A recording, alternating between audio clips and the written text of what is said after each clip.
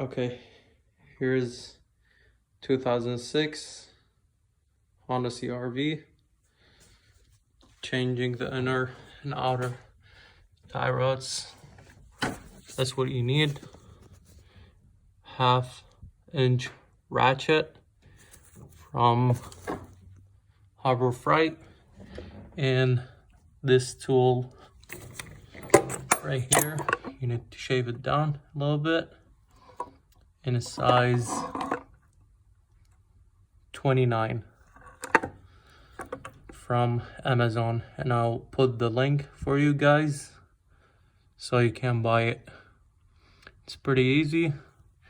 You just turn the steering wheel all the way to the left.